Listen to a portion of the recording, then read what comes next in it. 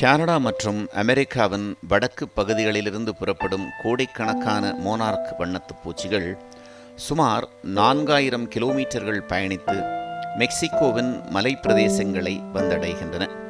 பார்ப்பதற்கு மெல்லிய காகிதப் பூக்களைப் போல தெரியும் இந்த சிறிய உயிரினங்கள் புயலையும் பெருமழையையும் கடும் குளிரையும் கடந்து இங்கே வந்து சேர்வது அறிவியலுக்கே சவால் விடும் ஒரு விந்தையாகும்.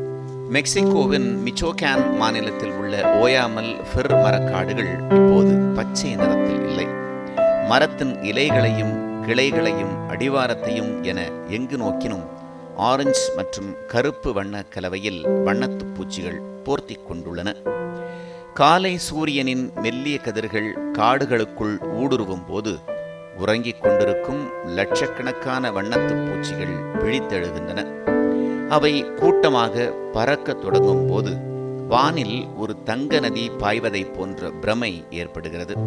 காற்றில் கேட்கும் சலசலப்பு இலைகளுடையது அல்ல, அது கோடிக்கணக்கான சிறகுகளின் மென்மையான இசை என்று இயற்கை ஆர்வலர்கள் வர்ணிக்கின்றனர்.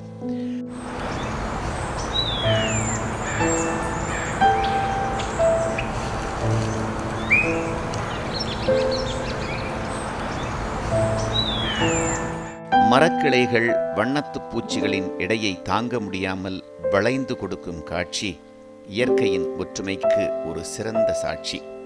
மெக்சிகோ கலாச்சாரத்தில் இந்த நிகழ்வு வெறும் உயிரியல் சார்ந்தது மட்டுமல்ல, அது ஆன்மீகம் சார்ந்தது.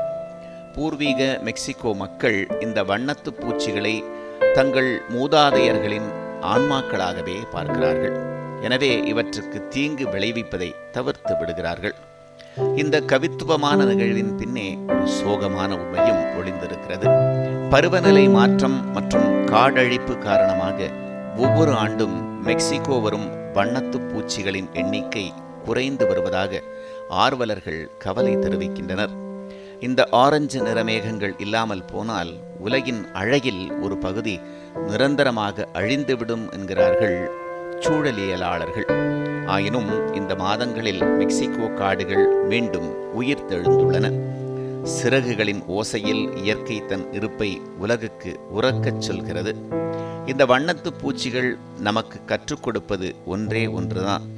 எவ்வளவு சிறியதாக இருந்தாலும் ஒன்று சேர்ந்தால் கடல்களை கூட கடக்கலாம் என்பதே அது.